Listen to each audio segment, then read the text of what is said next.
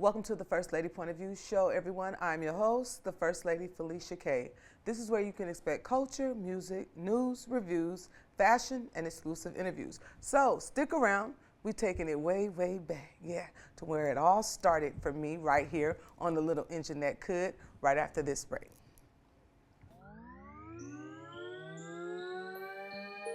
You tuned in. It's the First Lady Point of View. First Lady Point of View. You tuned in. It's the First Lady Point of View. First Lady Point of View. Culture, music, news, reviews. You tuned in. It's the First Lady Point of View. You tuned in. First Lady Point of View. Welcome back to the show, everyone. Today we're taking it back, if you will. We're going to talk about the past a little bit, but we're going to also visit the present moment right now. Today's guest is very near and dear to my heart, not just because we grew up together and we have a history, but because she was the person who was willing to come in with me when I pitched my show and we shot our very first pilot episode. So to have her back here as we both evolved 3 years later is something special to me because we're both in different places, but we're where we should be, right, collectively. And we've been supporting each other and loving on each other for a long time. So this just means so much to have none other than Coach Mo. We're going Coach Mo now, right? Coach Mo. Yeah, can you believe it? When you were last here, it was Miss Mouthpiece. We was talking about music and books, and now you are a full-fledged, certified life coach and grief coach as well. So welcome to the show, Coach Mo. Thank you for coming. Thank you for having me, First Lady. It's so good to be here with your beautiful self. Oh, you too, Queen. It just warms my heart to just see where you are right now. But before we get into what you got going on right now, I want you to stand up and show everybody what you got on, because you know we highlight fashion around here. Let them check you out as you sashay from head to toe. Okay.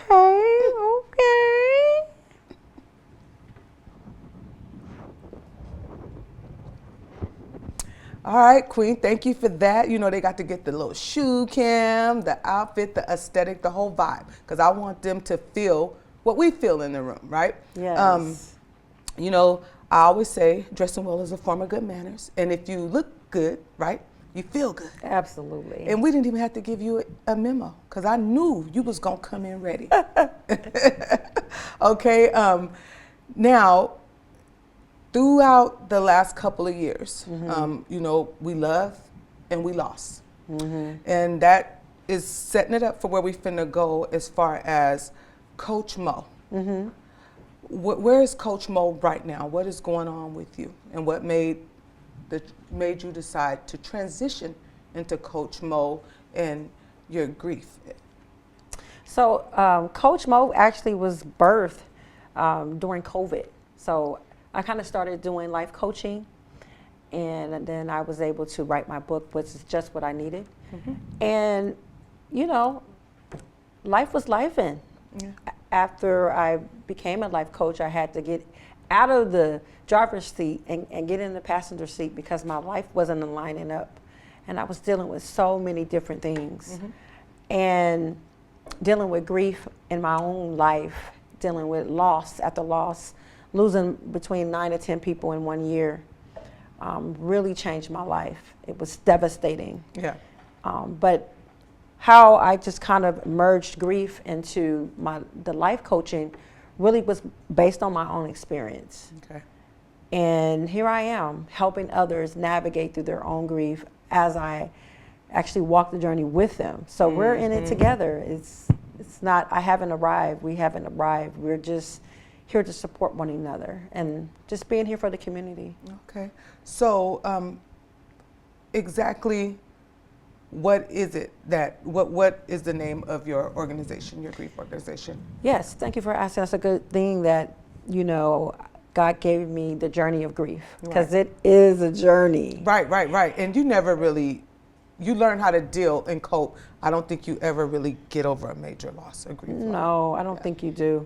It's a journey, and the journey for me has been like, some days I'm feeling amazing, and some moments I'm not.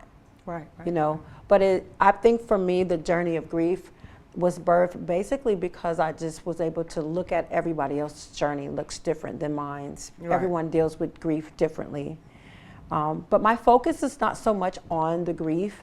I think that when you think about the 5 stages of grief, Get into that. yeah, I would love to talk about that. So when you think about the 5 stages, the first stage that we all can like relate to is denial, right? Right. So like, this is unbelievable. This is not, something that's not real to me.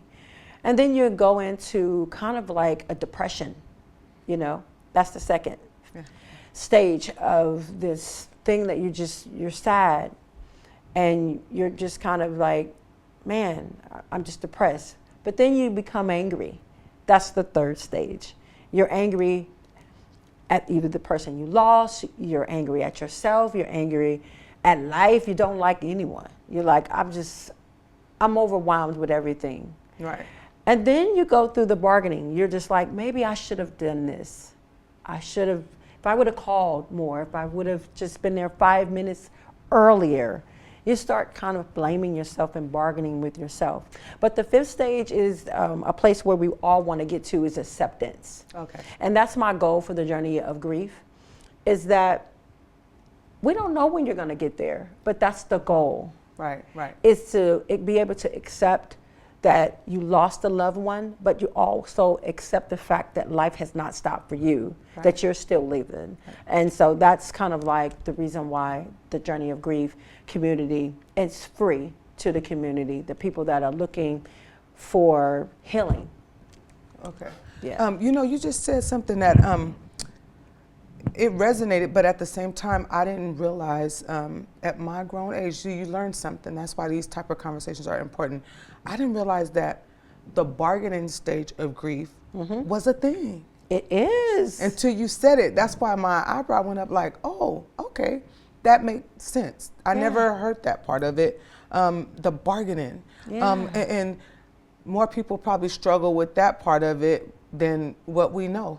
Absolutely. I mean, you can think about, you can go from being angry to bark. You can go in so many like stages in one day, in 1 minute. You can be like, I'm angry and I don't believe that this is happening and shoulda, coulda, woulda. Yeah. And then you can go back into this whole sense of like anger. Yeah. Or just denial. Yeah. Like, this didn't even really happen. I just haven't seen the person in a long time. Yeah. So it's a sense of false. And I think we all bargain with some part of our lives. Yeah. It doesn't necessarily have to be grief. It could be a relationship. Ooh. The journey of grief is not just for grief. It's for any type of loss. Yeah. Like, some people have lost their health. Yeah. Some people have lost their relationships, their jobs, their careers.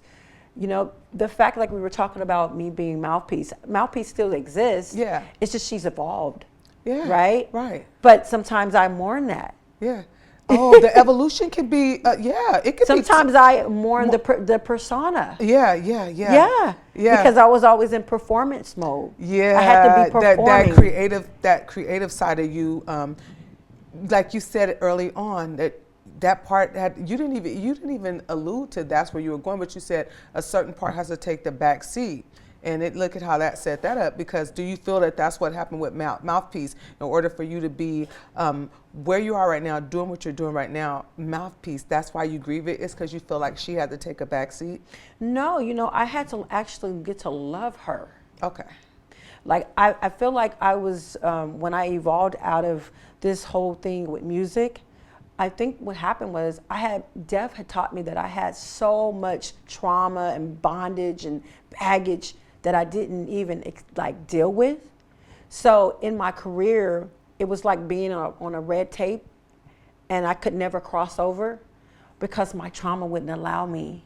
My baggage wouldn't allow me. I was so afraid of relationships and situations and trusting people. That all had to do with the root of my pain. Yeah. And so I had to kind of like really like find me, find Monique, find Mo. Yeah.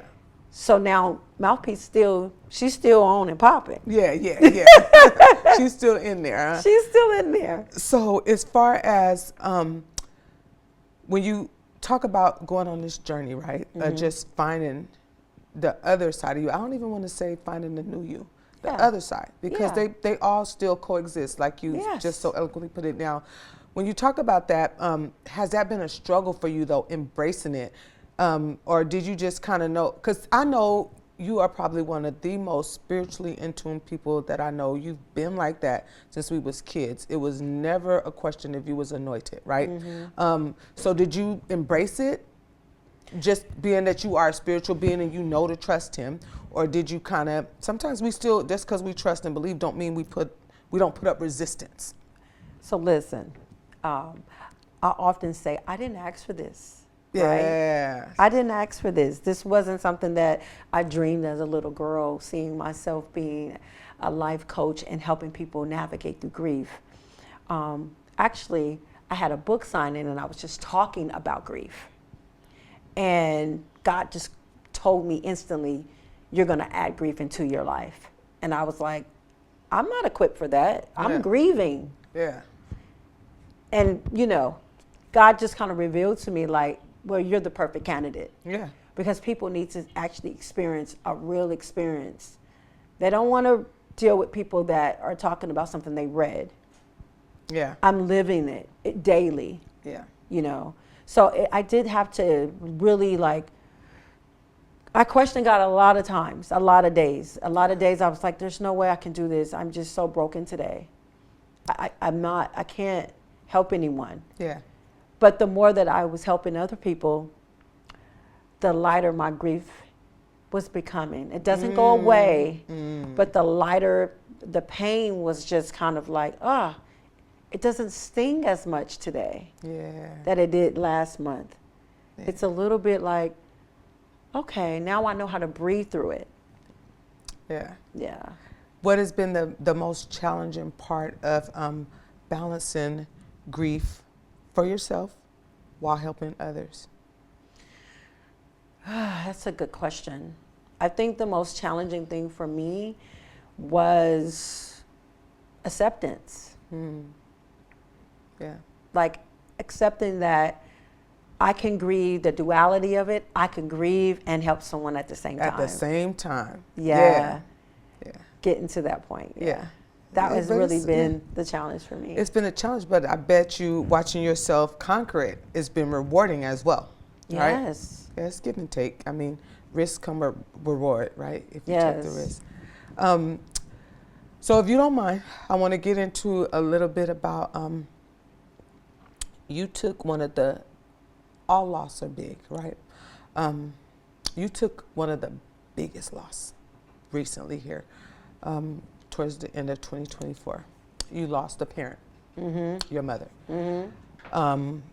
And like you said, you've had back-to-back loss, 9, 10, if you will, within a year.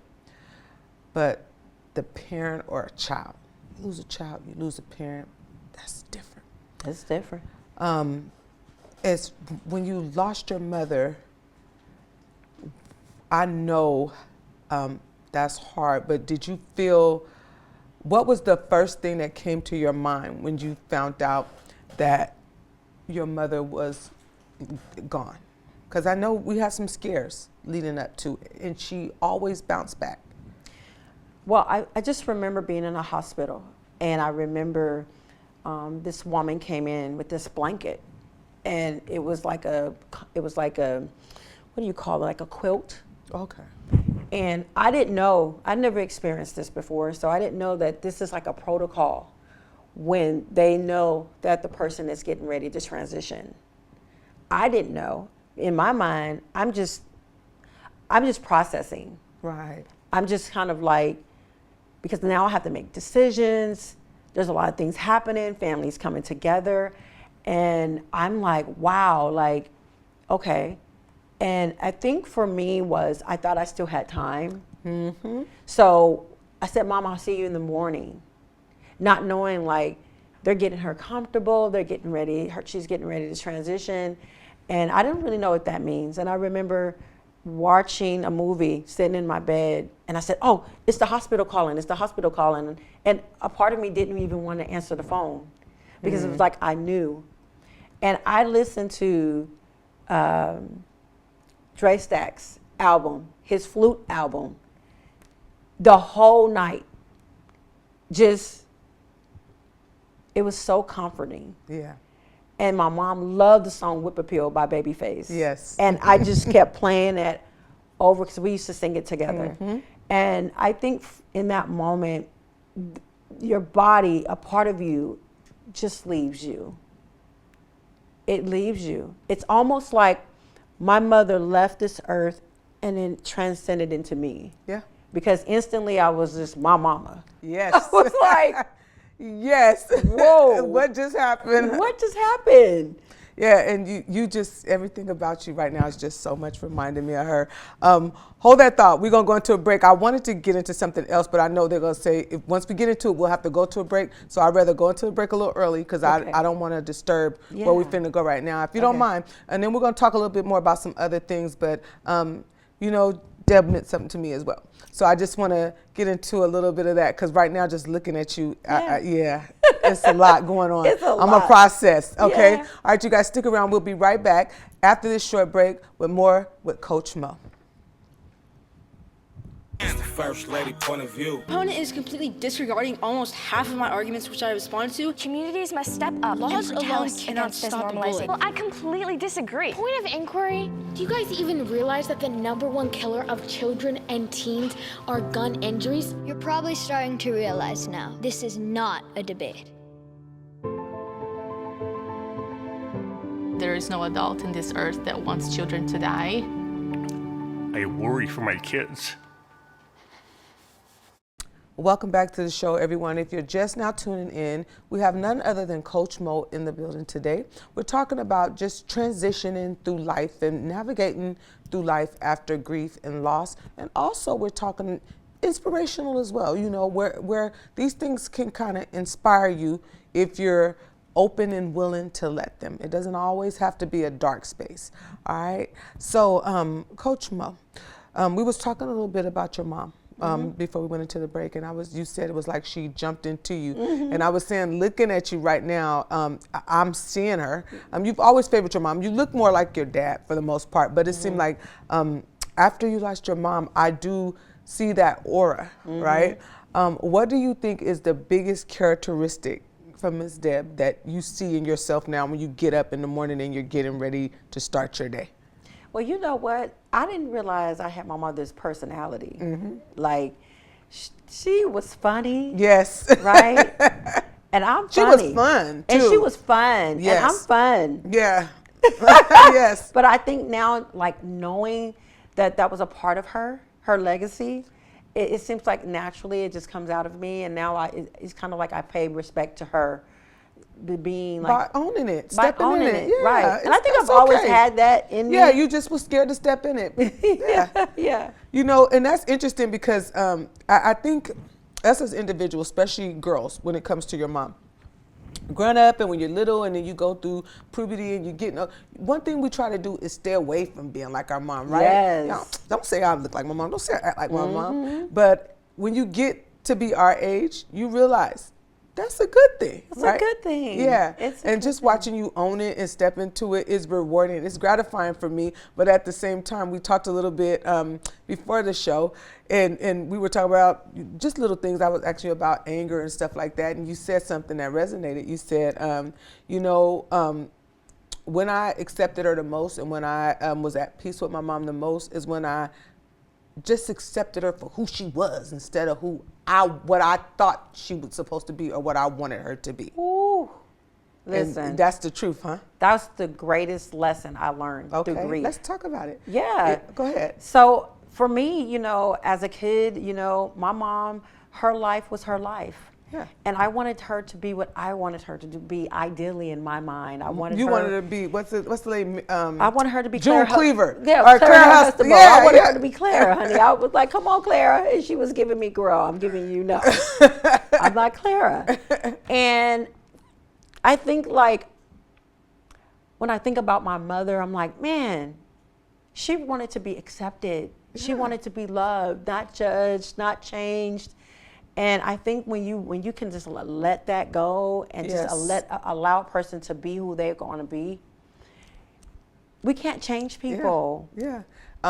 This is gonna be like a off, like this kind of off topic, but it's on topic. I was watching something the other day, and I think it was Michelle Obama was saying how, yeah, it was Michelle Obama. She was saying how the former president gets on her regularly because she loves Mama D. And she said, and whether we admit it or not, we all got a Mama D in our family. And she said, and it's not a bad thing. She was saying how she likes Mama D because she's authentic. And the one thing she really loves the most about her is no matter what love look like to us, you can still see she loves her son.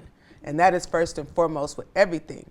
So I said that to say, you know, when you have somebody like that saying somebody like Mama D is somebody she likes and looks up to, like she watches her because she loves the way she loves her baby, that speaks volume. It goes back into like what our idea of that. People judge Mama D all the time. I like her as well, but people judge her. Oh, she's so ratchet. She need to get out of his business, this, that, and all that good stuff. All those things might be true, right? Right. But two things can be true at the same time. Because what First Lady said was, but she loves her son.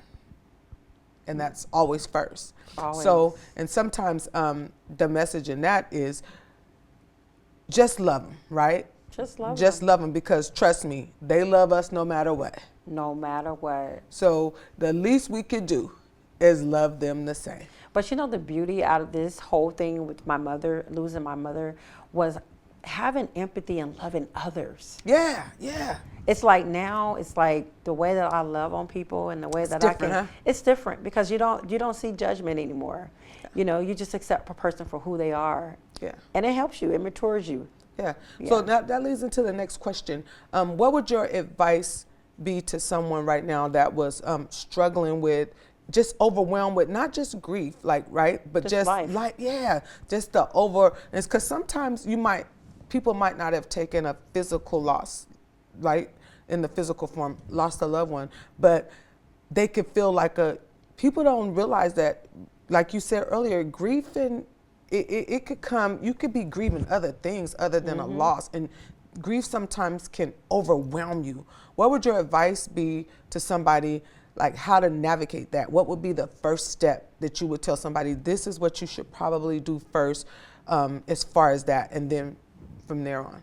I would love to use the 3 Ps. It's Okay. something that I say. Okay, go ahead. And it's, the first thing is just pause. Okay.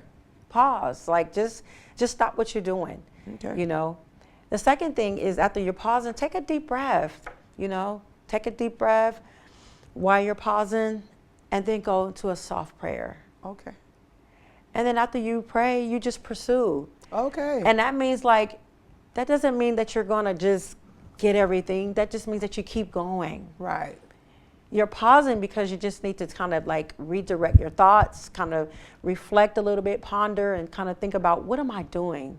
What am I feeling? And I always tell people, feel your feelings. Yeah, own them, yeah. If you upset, feel that. Allow yourself to feel that, but don't stay there. Yeah.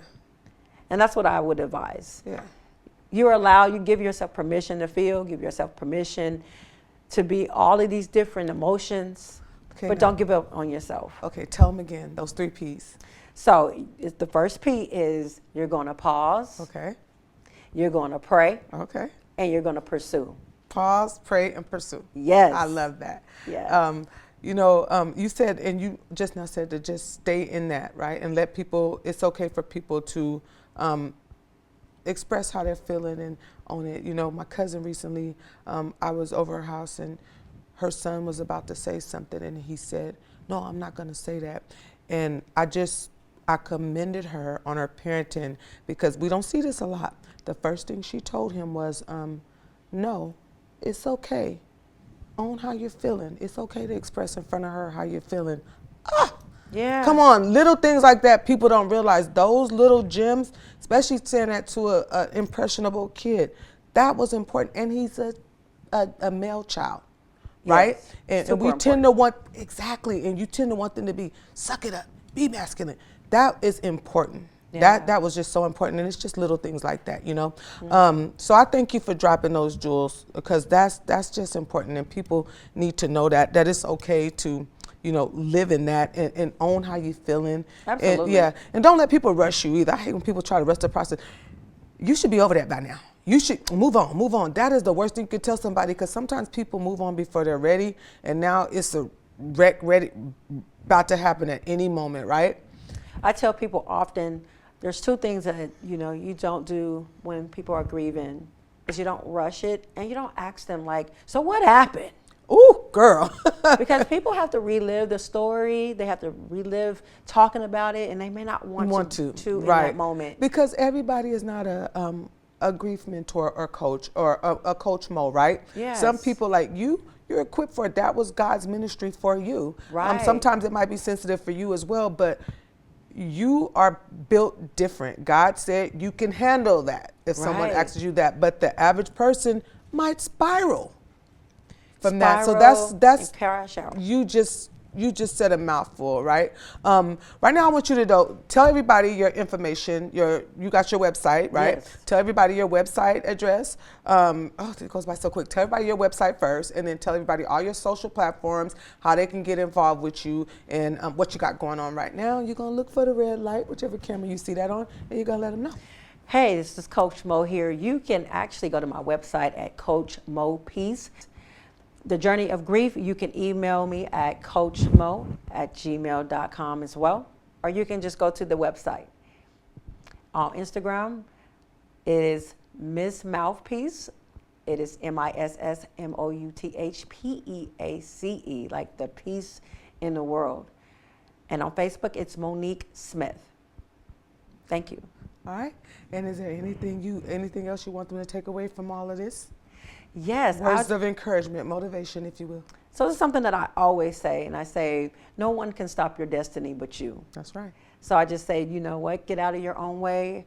Don't be afraid to fly. Don't be afraid to feel your feelings, but you cannot stay there, or you'll be stuck. That's it.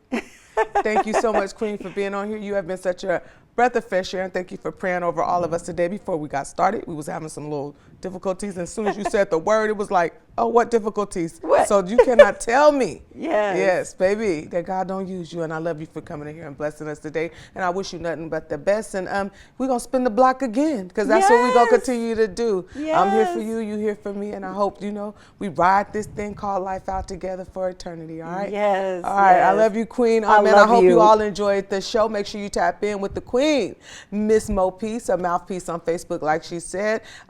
Just tap in with her and find out everything she got going on. Everything is going to pop up at the bottom of the screen, as always. So until next time, reach back for those that are coming up behind you and pay homage to those who did it before you. It's free, and you'll feel good about yourself. Peace, one love. May God bless your hustle, and we out of here. You tuned in. It's the First Lady point of view. First Lady point of view. You tuned in. It's the First Lady point of view. First Lady point of view. Culture, music, news, reviews. You tuned in. It's the First Lady point of view. You tuned in. First Lady point of view. It's the First Lady point of view.